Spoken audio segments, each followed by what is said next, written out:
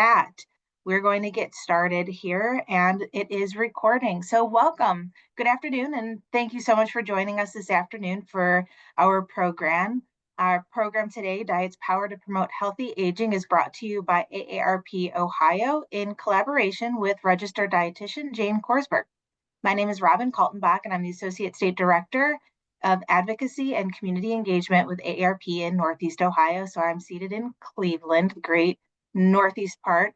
Whether this is your first time joining AARP for a virtual program or you've made it part of your healthy lifestyle routine, we're so happy that you've decided to join us today. We'd love to continue to hear where you're from, so let us know in the chat where you're calling in from. We're so happy that you've decided to join us for this important conversation. AARP is committed to helping each of us manage our health as we age by providing tools, resources, and information that will help you live a healthy life in mind, body, and spirit. Adopting a whole body approach includes eating healthy, staying active, and focusing on our brain health, which is all a great recipe for healthy aging. You can learn more at our website, www.aarp.org/health/healthy living. I'll be sure to drop that link in the chat. Before we get started, just a couple of quick housekeeping things. As a reminder, you're welcome to use both the Q&A function in the chat. I'll be doing my best to monitor those questions, and as much time as we have at the end, we'll get to those. If we don't, we will give you the link to our AARP Ohio email address, and you're welcome to email us there, and we'll get you an answer as quickly as we can. As I mentioned, we are recording this webinar and we'll post it to the AARP Ohio Facebook page within about a week. So be sure to look out on that chat for not only the link to our email address, the link to the Healthy Living site, as well as the AARP Ohio Facebook page. Now, let's get to the program. Our presenter today, Jane Korsberg, is a registered dietitian who recently retired as president of her own private practice, Nutrition Reality LLC, where she provided nutrition counseling services for a variety of healthcare needs, focusing on her passion for wellness and disease prevention and control. Prior to opening her practice, Jane served as senior instructor in the Department of Nutrition at Case Western Reserve University. She was a nutrition expert for the website Net Wellness. She served as director of the Hurley Medical Center Dietetic Internship in Flint, Michigan, and held numerous positions in her long career in hospital nutrition and adult education. It is my pleasure to introduce our presenter, Jane Korsberg. Hey, thank you so much, Robin, and welcome everyone. Let's see if I can forward my slides here and we'll get started. Let's see. There we go. I wanted to start off by saying Happy National Nutrition Month. I don't know if you're aware, but the Academy of Nutrition and Dietetics celebrates National Nutrition Month every March. And the focus is on helping people learn about making informed food choices and developing healthful food and physical activity habits. So what better way of celebrating than to be with you today?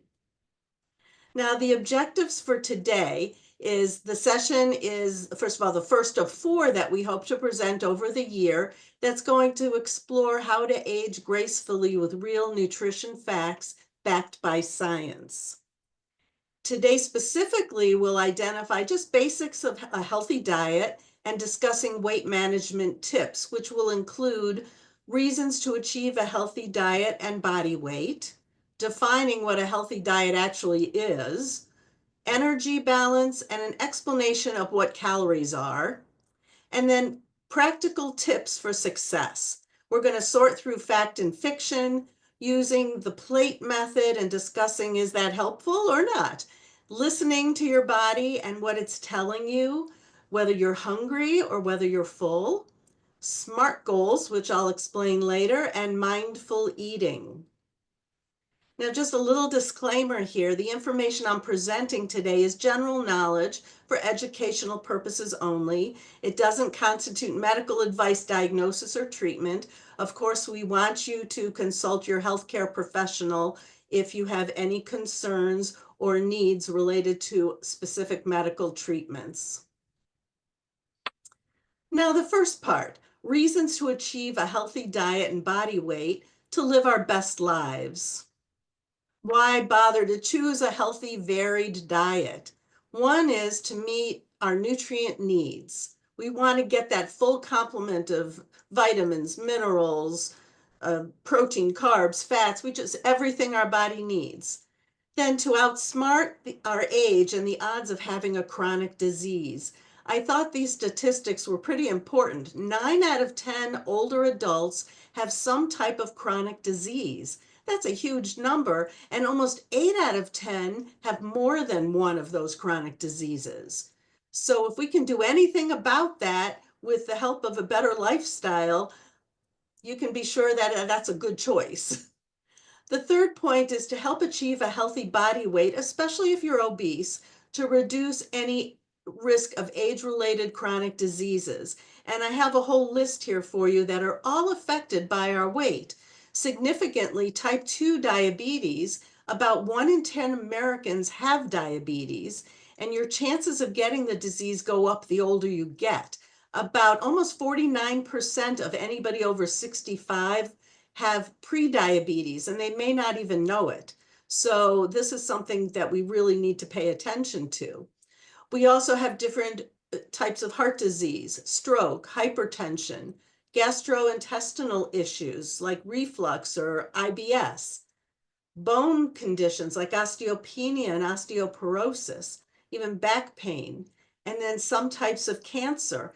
Obesity is linked to at least 20 chronic diseases. Now, if you look at this continuum, it shows you what diseases or conditions are 100% nutrition related versus totally unrelated to nutrition.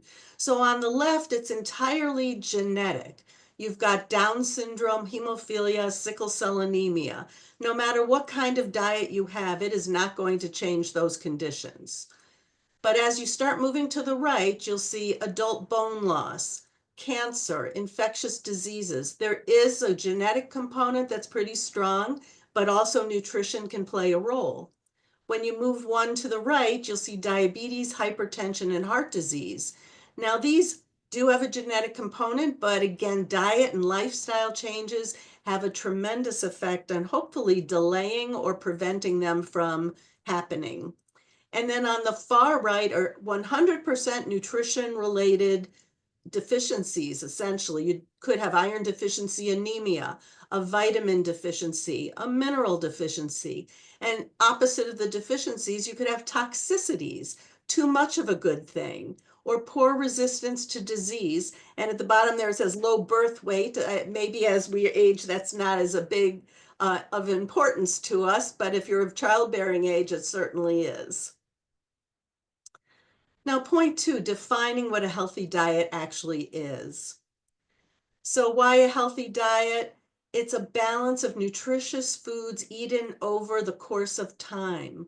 So when you think of, oh, you ate one meal that you didn't think was very healthy and it was just total junk in your opinion, that one time is not going to make a huge impact on your health if the rest of the time, on average, you're eating a very well-balanced, healthy diet. If you look at these two silhouettes on the right-hand side of the slide, you'll see the man on the left fills himself up with highly refined foods, lots of sugars and fats, lots of fast foods, junk food, and he's overweight and having or experiencing a lot of different health issues from high blood pressure, heart disease issues, arthritis, cancer. He's just set himself up for a lot. The man on the right fills his diet with all of the things that are recognizably grown on a farm. These are the healthy products that are not highly processed. Fruits, vegetables, whole grains. They're eating less of the sugars, salts, and fats, and the health benefits are seen. So the goal is to design a diet that supplies adequate amounts of every nutrient. It offers a variety of foods, and that includes a number of different foods within any food group rather than eating the same thing day in and day out. If every day at lunch the only fruit you ever eat is an apple, well, apples are healthy, but if you mixed it up a little bit, you might have had a banana one day to get more potassium than an apple can give you, or an orange for more vitamin C that the apple could give you, or some berries. So when you mix it up, you have a better chance of getting all the nutrients you need over time. So the diet should also be balanced by moderate intake of every food group. Portion size awareness is important and to supply the calories your body needs. We don't need excess and we don't need too little. We need to keep just what our body needs. We want a diet that's low to moderate in empty calorie food choices. Those are the ones that have very little nutrition and a lot of calories. Something we want to provide good hydration. Make sure that you're well hydrated every day and that your diet is realistic and sustainable. Some of these diets that are out there, they tell you they'll work for, 2 weeks and then you go back to your old eating habits and you gain it all back. That's not very realistic or sustainable. So we'll talk about that. And then another goal is to include physical activity daily. And I don't mean you have to run a marathon. You can certainly just walk for 5 minutes, 10 minutes, 15 minutes, whatever fits into your scheme of things and that your body is used to, and that is medically approved.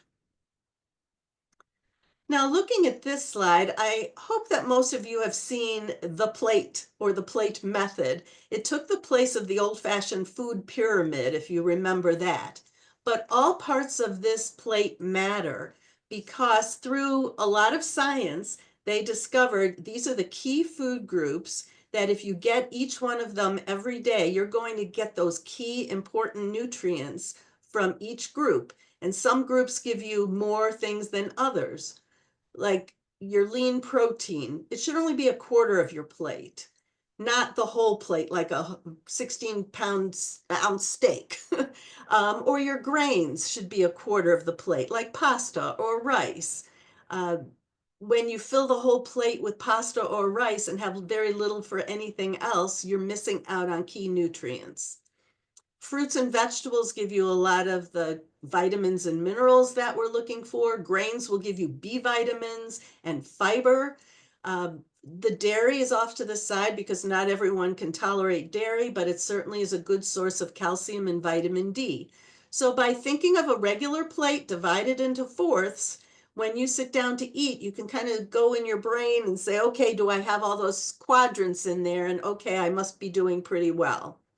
So choose the right amount of calories on that plate. You don't want the plate to be stacked a mile high. That might be way too high in calories. Also avoid excesses of any one particular group because that will make your diet lopsided. So the question, is one nutrient more important than another? Now, I've had some people tell me, oh, yes, I have to have lots and lots of protein and no carbs. Well, that's not really true. Every nutrient has a key role in the body, and no nutrient is any more important than any other. So when you consider that, again, balance matters, and we want to choose the best foods to give us the most nutrition, which are the nutrient-dense foods. If you look here, this shows you what those nutrient-dense foods look like. It's your fruits and vegetables, whole grains, seafood, eggs, dried beans, peas, and lentils, unsalted nuts and seeds, fat-free, low-fat milks, milk products, if you can tolerate them, and lean meats and poultry. But they need to be prepared without adding solid fats, which at room temperature, if they're solid, that's what clogs your arteries, sugars, or salt. Limit the foods that are high in sodium, sugar, and refined grains. These, like you can see, there's salami, there's processed meats, there's hot dogs, chips, candy, those types of things. I mean, they're treats, and once in a while is probably fine, but in the long haul, you want to keep this to a bare minimum. And consider that foods also can be functional foods. Those are the foods that provide health benefits beyond those supplied by traditional nutrients that it has. Fruits and vegetables especially offer a rich supply of something known as phytochemicals or plant chemicals. And an example there is the tomato. It contains lycopene, which is a phytochemical, and it acts as an antioxidant and may actually help prevent prostate cancer. So balance is the thing we want to keep in our heads. To eat is a necessity, but to eat intelligently is an art. We want to avoid malnutrition. And malnutrition, as I mentioned earlier, could be too little nutrition or too much nutrition. Usually what you say, oh, that person's malnourished, they look very emaciated. And what we really see there is not only a decline in their nutrition state, but they have a lot of nutritional deficiencies from vitamins and minerals not being in their diet. You might say too little vitamin C gives you scurvy, for example. And it may be due to too few calories. People on starvation type diets, or just diets that lack a variety in food choices, eating only those highly processed foods. Now, malnutrition on the other end of the spectrum is overnutrition, and that means toxicity. Too much of certain nutrients may actually accumulate in the body and be toxic. And you want to be careful not to go to excess. So, very often that happens when people self medicate with nutrition supplements. They decide, oh, I want vitamin D, and if some's good, then more is better. Or vitamin A. Some may help me, but too much is not better. That can actually cause toxic issues. Um, Certain foods, you wouldn't think eating a food would cause toxicity, and normally it doesn't. But if you have someone eating day in and day out one food because they thought it was healthy for them, for instance, liver used to be thought of as a healthy food because of its high iron content, and people were worried about getting anemia. Well, if they ate it day in and day out, they actually might have a toxicity of iron in their system, or vitamin A would be another one from liver. So we need to have that balance, always focused. And balance is important for our energy or our calories as well. If you're looking to maintain your weight, then the calories coming in should equal the calories you're burning. And if there's a skew either direction, you'll either have weight loss or weight gain. So it depends on your goals. Now, food in general provides nutrients, but it's the body's fuel or our source of calories, which means our source of energy. So nutrients can include carbohydrates, which is the body's preferred source of energy, and it's the exclusive energy that is needed for your brain to function and your nerves. Without carbohydrate, we're at a loss for obtaining efficient energy. Protein is a part of all living cells and supports growth and maintenance, builds enzymes, hormones, and antibodies, and it's a last resort for an energy source. So if you don't have enough carbohydrates in your diet and you need energy for your brain, it's going to grab onto protein, break it apart, grab what it needs, and then have a slower, inefficient way of getting energy. And then fats or lipids provide a concentrated source of energy and essential fatty acids. So again, a very important nutrient to keep in your diet, but choosing the right types of fats. Vitamins and minerals are found in our food supply, and they don't provide any calories.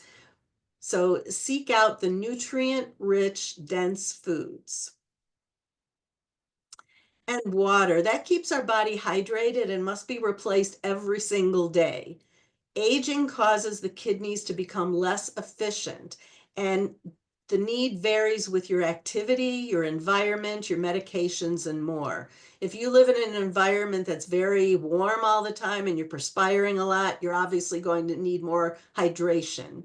If you're very active and you're sweating up a storm doing your workouts, you'll need more water and other fluids. And some medications can be dehydrating.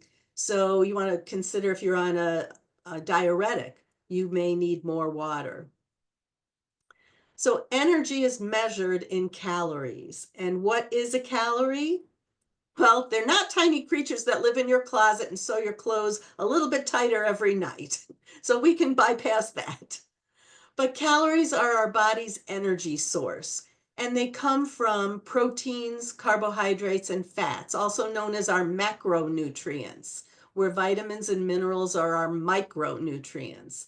But protein, carbs, and fats give us calories, and that's the fuel we need to run efficiently. So foods that provide, all of these foods actually provide vitamins, minerals, and some water content. To keep our body running well, we need quality fuel from a variety of sources. And when you compare it to a car, nowadays, if we fed the same ingredients or the same fuel that they did in Back to the Future, which was like crushed cans of beer and soda, our cars would not run at all, probably, but not run well for sure. Same with our body. You fill it up with junk, it's not going to produce much. When you fill it up with quality fuel, then your car is going to run efficiently, and so is your body. So we want our quality fuel. And all foods are not equal in calories. Very often I'll ask people, well, which one do you think has the most calories? Carbs, proteins, and fats. And many people will say carbs. Oh, carbs are so high. Well, carbohydrates give us 4 calories per gram. That's about a 30th of an ounce. It's a very tiny measurement. And if you compare it to proteins, they actually also give you 4 calories per gram. So they are identical in the calories they're providing. But when you look at fats, they give you 9 calories per gram. That's more than double the other two. So if you have a diet that has a very high fat content, you have a lot of concentrated calories there that maybe you can skim back on and help you with your weight progress. And there's only one other place to get calories from, but it's not a nutrient. It comes from alcohol, and that's 7 calories per gram. So pretty high up there, just like the fats. And realize alcohol is not a nutrient because it doesn't promote growth, maintenance, or repair of the body. It's a toxin and can damage the body organs. Alcohol use increases the risk of at least 7 types of cancer, and you can see the list there. It's a pretty long list and significant enough to make us think twice about using alcohol in our diets. Now, how much of carbohydrate, protein, and fat do we need each day? Well, choosing the right balance depends on your calorie needs and goals, your body weight, your health issues, and your personal preferences. So it's a highly individualized thing, but in general, typically we want about half your diet to be carbohydrates of high quality. Now, carbohydrates, I always tell people, is everything you eat except meat and fat. So that could show you the list of all the foods that are included as a carbohydrate. Some are better choices than others. If you have whole grains, like whole wheat breads and oatmeal and dried peas, beans, lentils, fruits, vegetables, those are all good quality. If you're getting a lot of sugar, sweets, and desserts, that might not be where you want the majority of your energy coming from. And to spare protein so it could do its important job, you need at least 130 grams of carbohydrate in your diet every day. Now, protein should make about 10 to 35% up of your daily calories, and it can be included in animal or plant sources. It's your choice. If you prefer to eat vegetarian, then we can find the protein in many food choices. If you choose to go with animal products, we just want to keep them lean. And then for fats, about a quarter to a third of your diet could be made up of fats. And again, we want them to be heart healthy choices. So the more liquid they are at room temperature, the more heart healthy they'd be. The more solid at room temperature, those are kind of the red flags, which are usually the animal fats. Nuts, avocados, vegetable oils are better choices. And realize food also gives us non-nutrients, those phytochemicals I mentioned before, but also It gives our food its taste, its aroma, the color, and other characteristics. It also gives emotional satisfaction, and it's a possible hormonal stimuli. I don't know if you've ever heard of the study that was done on soy. They found that women who had a lot of soy in their diets did not experience hot flashes through menopause. But those of us that have, say, a Western style diet that did not have a lot of soy in their diet experienced many hot flashes. So the soy had an estrogen like effect. It isn't estrogen, but the effect was seen in those studies. So what if there's an imbalance of calories?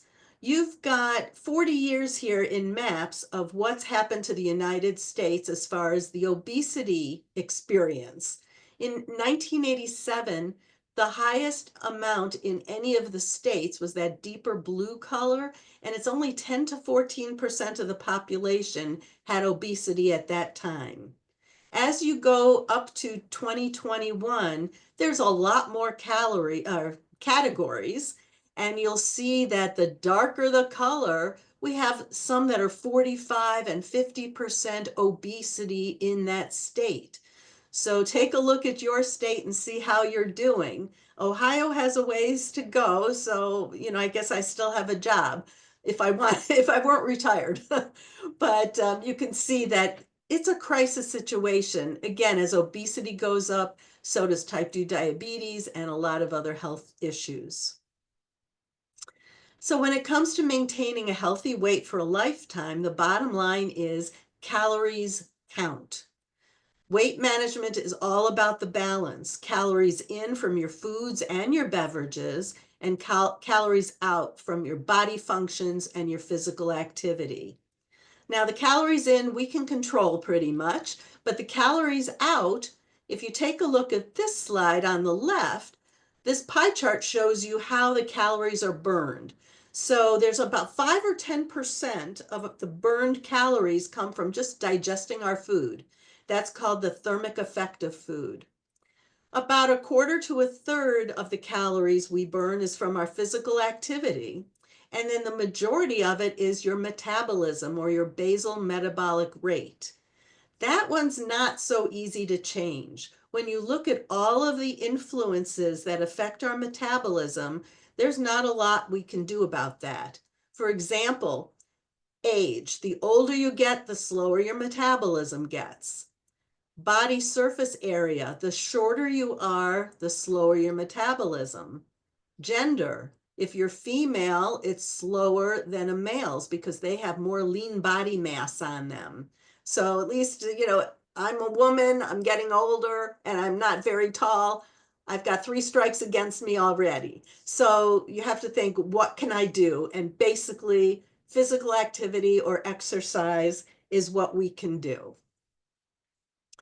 If you take a look at these two men, they were compared with their body mass index, which is how a lot of organizations judge whether you're healthy or not, overweight or not. These two men are 6'3" and 220 pounds. Both of them have the identical BMI.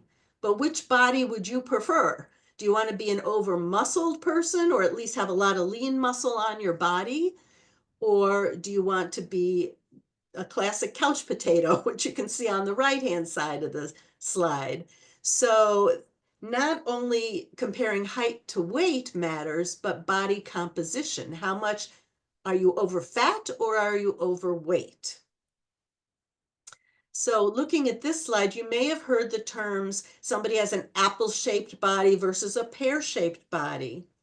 If you have a pear shape, that means you're carrying most of your excess fat in the lower half, like in your hips, your thighs, your buttocks, and that does not increase your risk for chronic disease. It's the apple-shaped people that we have to be concerned about. And on the right, you can see around the abdomen, there's a lot of fat on this one showing visceral fat. That's the type of fat that increases your risk of having these chronic diseases. And that's what we want to avoid. So sometimes you might measure your waist to hip ratio and to see what that is. And if there's not a big difference between them, it means you probably have that apple shape. Now, point 4 is the practical tips for weight loss success. Number 1, you want your goals to be realistic. If you decided, well, I'm sort of a couch potato and I'm going to go start running 3 miles every day, is that realistic? Most likely not. You probably want to start off slow and build up to whatever that goal is, and maybe run a marathon someday. But if that's not your goal, make sure it's something you can actually do and live with for the lifetime. Aim to lose fat, weight slowly. You don't want to see those lose 20 pounds in 2 weeks types of ads and believe them. Most of the weight you lose in the beginning is water weight, and we want to start focusing on the fat weight. Losing anywhere from a half a pound a week to up to 2 pounds a week, depending on how much weight you have to lose, is a nice, steady pace, and you're changing habits along the way, so you should have lifelong habits formed and hopefully keep that weight off. Be accountable. Keeping a food record makes you super aware of what you're doing. So you can use the apps on your phone, like MyFitnessPal is one of them, or just paper and pen. But if you are super aware of what you're doing, that's half the battle. Some of my clients used to say that the minute they had to write it down, they decided it wasn't worth eating, and they lost weight just because they didn't want to keep writing it down.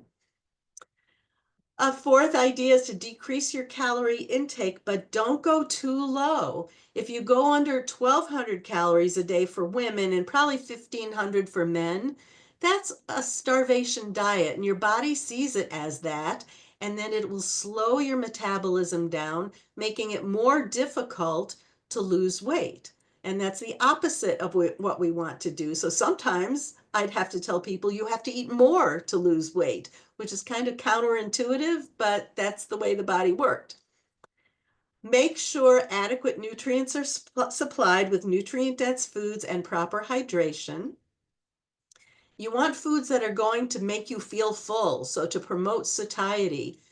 Foods high in fiber do that, as well as fluids. If you were to have, say, a bowl of soup before a meal, you feel full right away, and maybe will eat less following that if you're listening to your hunger signals and your full signals.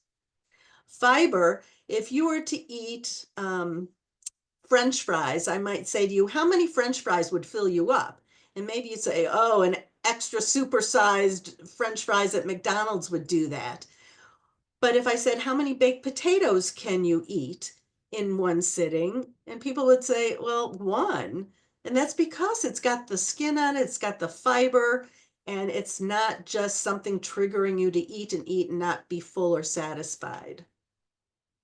So we want to avoid yo-yo dieting, which is going up and down with your weight constantly. That's cycling. We want to avoid fads and gimmicks, diets that eliminate entire food groups because then you'll be deficient in something, easy fixes, and pills and potions. There's even been pills on the market that are just filled with caffeine and antihistamines, and they always say next to them to be used in conjunction with a low-calorie diet and exercise. Well, which is making the most progress? Okay. The GLP-1 medications are very popular right now, and they're tools, but not a magic pill. And to quote the doctor that I have referenced on this slide, he said between 2011 and 2023, GLP-1 usage increased 700%, and 1 in 5 Americans have reportedly taken these drugs to lose weight when they were initially used to control type 2 diabetes. So because they are highly effective for weight loss, it's only one piece of the puzzle. And you want to make sure that you're also doing the other things to prevent that weight cycling. So that's where lifestyle guidance comes in. You need nutritional and dietary management coupled with exercise training and behavioral change. And that means he's telling other doctors, please refer your patients. Doctors have such a limited time with their patients and have to cover so many different aspects. They can't really delve into long-term discussions on diet and exercise. But a registered dietitian can. We often have an hour set aside to educate and to help people individualize their plans to help them succeed. So what you can do is this little tool is look at your food records and your activity records and consider what are your habits that are really things that are you're doing great and you want to keep. Maybe you eat a lot of vegetables. That could be a habit keeper.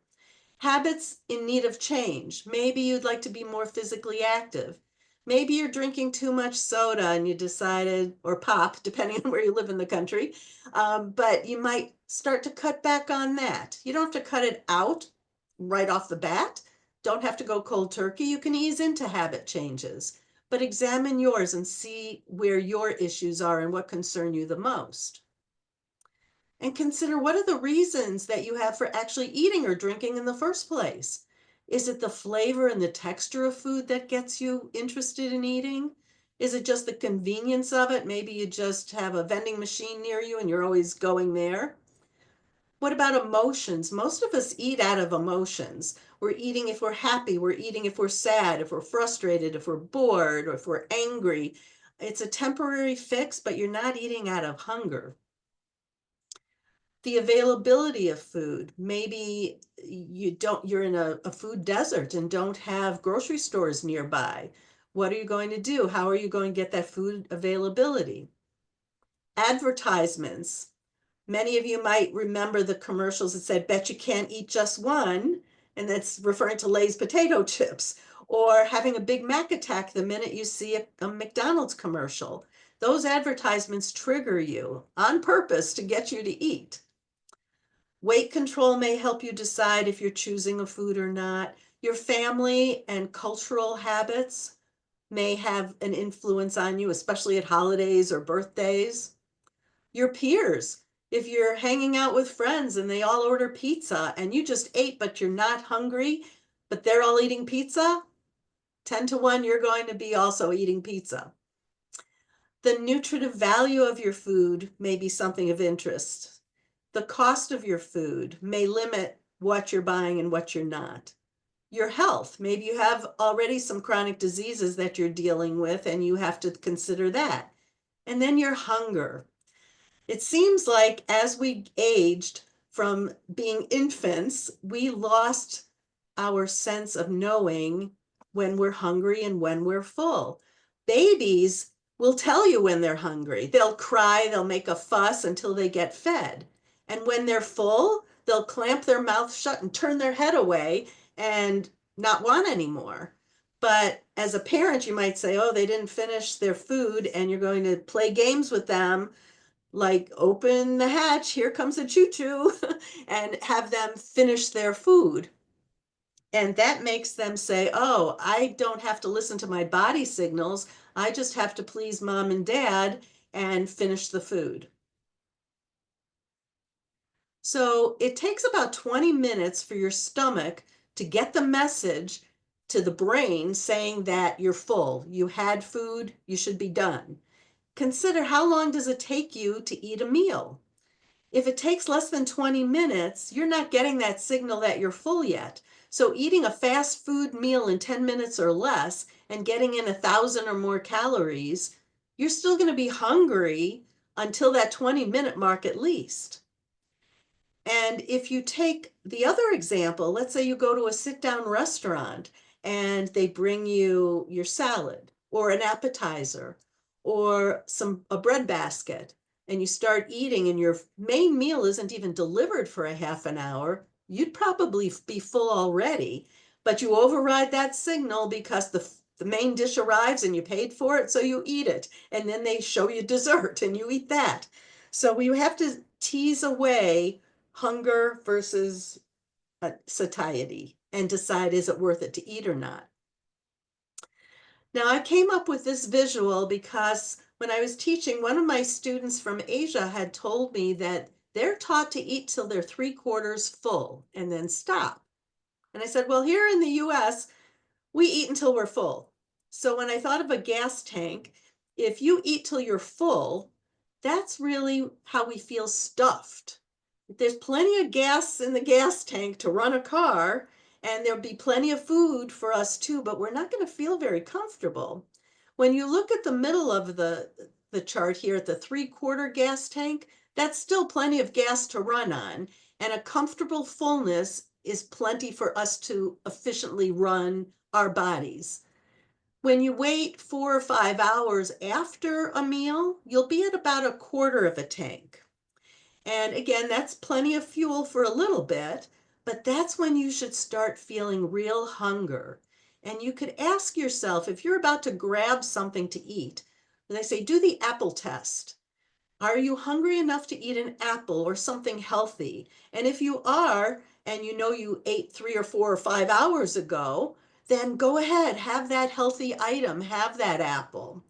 But if you say, no, I just finished dinner, but I just saw a commercial on TV and I'm sitting here watching TV and I really, really want a Snickers bar, then you're not eating out of hunger. You're eating out of an emotion. And that's what we want to bring to the forefront of our brains and tell us, no, we don't have to eat that. We just had a full meal. And if you go longer than 4 or 5 hours after eating, that's running on empty. Our cars don't run on empty, and neither do we. That's our starvation mode. And when food becomes available again, we loop up to the top of this picture where we eat everything in sight because we're starving, and then you're overstuffed.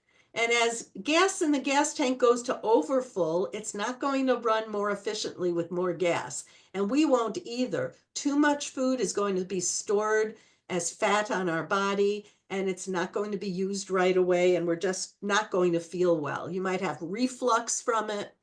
So just thinking of this little analogy hopefully will help you decide, are you eating when you're hungry or full? Now, small changes give you big rewards. And when you look at the math of weight, either weight loss or weight gain, 1 pound of fat is about 3,500 calories. Now, if you wanted to lose a pound a week, that means you'd have to trim away 500 calories every day for a week to save those 3,500 calories, and you would lose the pound a week.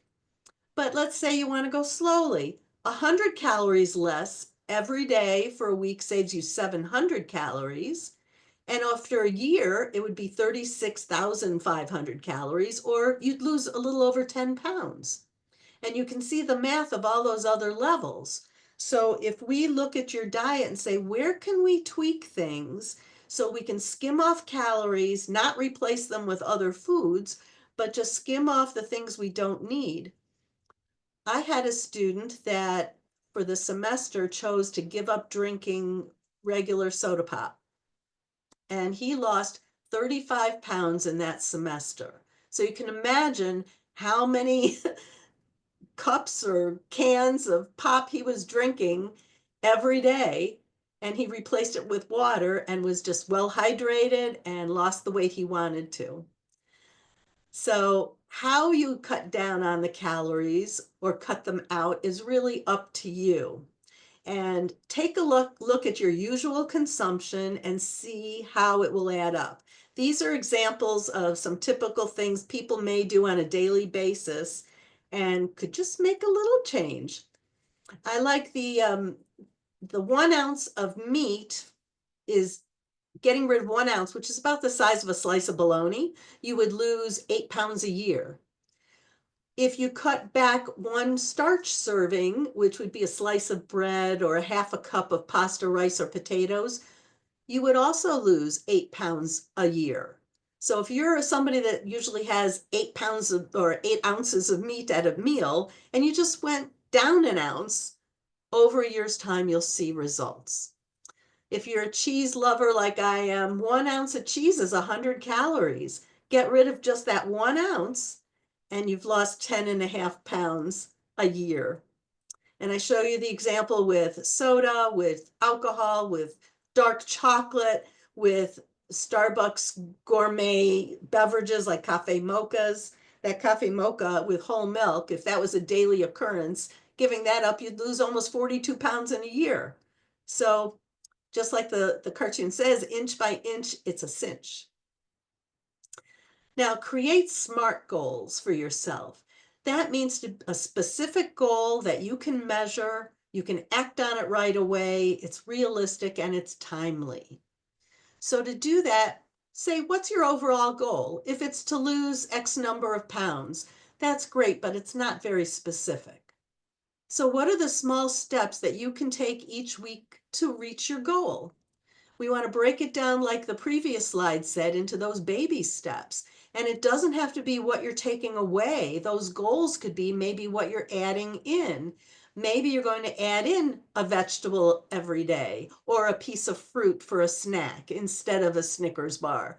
So it could be on a positive spin. You could add in healthier foods, and maybe the less healthy foods would kind of dwindle away. And throughout the week, you can keep track and see how you're doing with your progress on that one little goal. And then if you met the goal, ask yourself, what's the reason you succeeded? And if you didn't, what were the obstacles? And then you can plan for your next week, either keeping the same goal or tweaking it a little bit or trying a new goal. We also want to use the principles of mindfulness. So that's deliberately paying attention and being non-judgmental on what you're having. If you do have a piece of pizza, okay, so what? It's fine. You had it, you enjoyed it, you're over it. And next time, maybe you'll choose a different food choice. It encompasses both internal processes and external environments. Know what your inner thoughts are about these foods and don't punish yourself for it. And on the external side of things, know what's in your environment that might be triggering you. I had one lady that used to drive home from work and always pass a McDonald's, and she'd go through the drive-through, get some fries, and eat it on her way home. All she had to do is be mindful of that, change her route so she did not pass the McDonald's and she didn't get those extra calories in. Be aware of what is present for you mentally, emotionally, and physically in each moment. And with practice, mindfulness cultivates the possibility of freeing yourself of reactive, habitual patterns of thinking, feeling, and acting. You want to promote balance, choice, wisdom, and acceptance of what is. There's no guilt involved in this, and there shouldn't be. It's not good foods, bad foods. I was a good girl or a bad girl, a good boy, bad boy. You're just living your life and trying to do the best you can, making the best choices you can in the moment. So with so much nutrition information in the media, how do you know what's true and what isn't? It's very hard sometimes to discern, what to believe. So here, use a critical eye, educate yourself on the facts, study the findings, should be repeatable. So if you've only heard a testimonial from somebody said it worked for my aunt, so it'll work for you too, that's not good enough. We need scientific, repeatable studies that prove whether it works or not. So be leery of all of those disreputable publications, dramatic quick results. Fads are unrealistic and don't give long-term results, are health hazards and costly. And if you look at the illustration on the right, they again said if it's too good to be true, the old adage, then it probably isn't true. If they make you suspicious about the food supply, like our food is not going to give you the right things, be suspicious. Fake credentials. A lot of people just say they're a dietitian or a nutritionist and they're not, and they just bought their degree online. There are unpublished studies all the time online that you may or may not believe. Advertisements, unreliable publications, logic without proof. So just be careful, see what the information, where the information is coming from, and look for the credible sources for nutrition information. The Academy of Nutrition and Dietetics has the registered dietitian, registered dietitian nutritionist, which are equal, or licensed dietitian credentials. Those are the people that have trained in this for 4, 5, 6+ years in nutrition exclusively and are the nutrition experts. Their website is eatright.org. And you can see other Organizations like the Society for Nutrition Education, the American Medical Association, government agencies like the FDA and the USDA, many universities that are experienced in nutrition and medical programs look for .edu, medical centers like the Cleveland Clinic or the Mayo Clinic as examples, volunteer health agencies, American Diabetes Association, the Cancer Society, the Heart Association. And for a lot of different checks on things other than nutrition or including nutrition, you can go to Snopes.com. And be cautious with information from AI. There was a note saying the term AI hallucinations means that if you go out and take random information submitted by a subpopulation of people, it's not representative of everybody, and you're going to get many false findings. So be careful of that. So to sum up, what can adults expect from realistic approach to healthy diet and good health habits? Well, there's a long list, but you'll lose excess body fat, not weight. We want to keep muscle tone and preserve that. You'll change poor eating habits and exercise habits to good ones, hopefully for a lifetime. That should be the focus, not a quick fix. And you'll improve so many health issues, again, that you see listed here.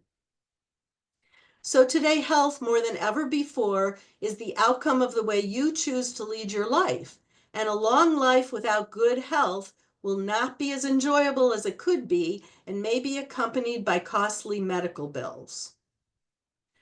So I hope this was helpful to you. I'll ask you to save the date for our next 3 presentations that will be over the year, one on GI health, heart health, and diabetes, prediabetes management. So thank you for attending this session. And if you have any comments or questions, I'd be happy to answer them. Jane, thank you so much. That was really, really well done. There were several questions in the chat. So before we get to those, I did want to draw your attention to the fact that I did put a couple of things in the chat box. So if you're here with us today, there's a couple of PDFs that include SMART goals as well as SMART changes that Jane has so kindly provided for us, as well as a link to the Eat Right website. As Jane mentioned, we do have another program coming up. I'm also going to drop the link to that presentation on June 25th in the chat. That program is certainly one for just about all of us. As Jane mentioned, she'll be talking about gastrointestinal health and whether you suffer from irritable bowel syndrome, hemorrhoids, heartburn, gastroesophageal reflux disease, diarrhea, constipation, just about anything. I'm sure that we're going to learn more about it. So again, continue to drop your questions in the chat. I will get to those as best as I can. Jane, you did answer a couple of them as we were going through. One, Robin did ask about 1,200 calories, and is that enough for the day? So you did happen to answer that one. But there were a couple other questions that you started to answer, but I want to add a little bit of layer of context too. So you had mentioned the benefit of working with a dietitian and how they can really create that space and that time for each of us as individuals. So the second part to that is, how would you recommend somebody finding a good dietitian to work with?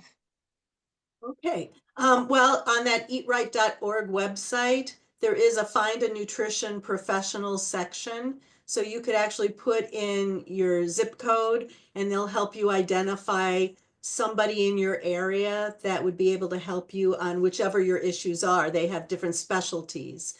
If you can't find it there, local hospitals could be a good resource. And kind of word of mouth might be another way. Awesome. Excellent. Thank you Ask so your much. doctor too, please, because then they could refer. Great, great advice. So there was a little bit of discussion in the chat about osteoporosis versus osteopenia, if one is worse than the other. The participant had mentioned that they thought that osteopenia was actual bone loss. Can you spend just a couple of minutes talking a little bit about osteoporosis, osteopenia, and what we should know about that? Sure. Well, that's the bone losing. And osteopenia is the start of the process of losing bone. So your bones are losing its structure and getting a little bit more fragile. But osteoporosis is the full-blown disease where your bones are starting to look like Swiss cheese with lots of holes in them. So we don't want to get to that point. If you have osteopenia, it's a warning sign that we need to do something. And, we absorb a lot of calcium in our younger years, like before you're 30 years old, you're drinking a lot of milk or getting a lot of calcium and strengthening your bones. After that, we have bone loss happening. And if you lose too much of it, it's an issue. So we do need foods that are going to give us calcium, vitamin D. You need to do weight-bearing exercise to help strengthen the bones. So it's anything like, even walking is a weight-bearing exercise. But that is the precursor to osteoporosis. Excellent.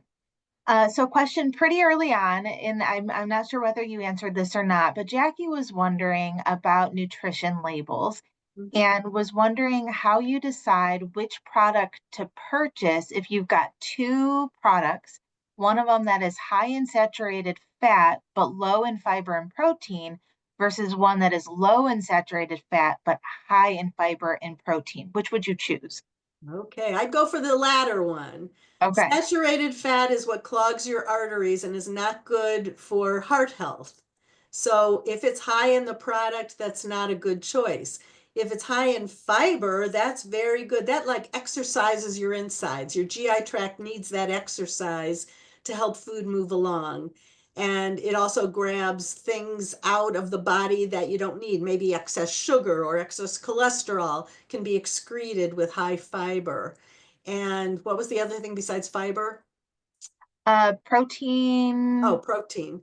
Okay, eh, and at least in I the think American diet, we have a very abundant source of protein out there. Everybody's hawking high protein, this and that and the other thing. So if one food isn't as high in protein as you think, it's still probably fine and contributing to your overall daily allowance of protein. So when you look at a label, you have to really decide what are your goals. If Mhm. heart disease is an issue, then you're focusing in on those fats and seeing which are the healthy ones versus not. If it's Yeah. diabetes, you might be looking at the added sugars that are in there versus the natural sugars versus the fiber and the carb content. And if it's blood pressure, you might be looking at the sodium content.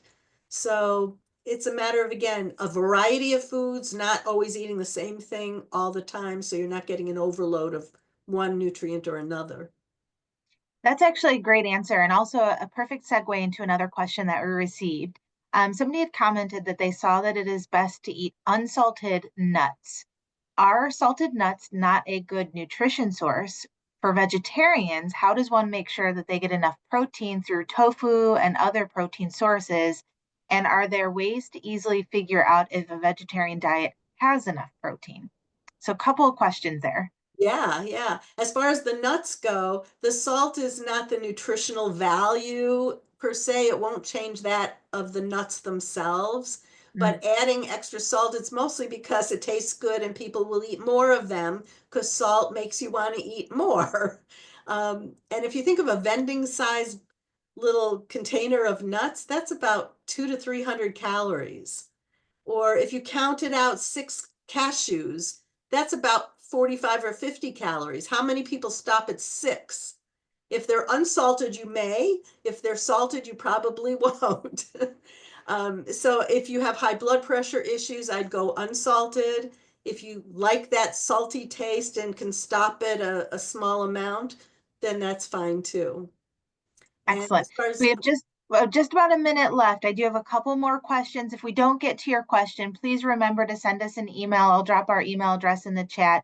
I did want to follow up. One of the questions was a list of the resources mentioned. So again, if you are interested in getting some additional information, feel free to shoot us an email and we'll see if we can respond to that with the additional details and research that you would like. So two more quick questions that I have. Three. See how many we can get to.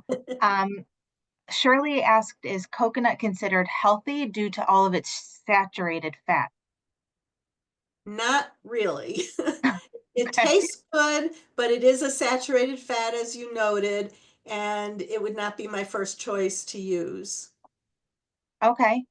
And then Maria had asked a couple of questions. One was, is dairy like yogurt a carb and a protein? And what do you think of keto products like breads and whatnot?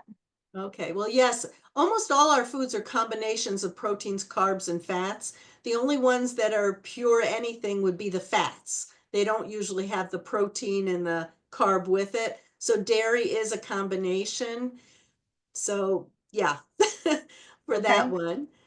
And refresh me on the other part. The other one was, what do you think of keto products like breads? Okay, again, if you're following keto for a health issue, they may be advantageous to you, but they're not usually the healthier options. They don't usually have a lot of whole grains.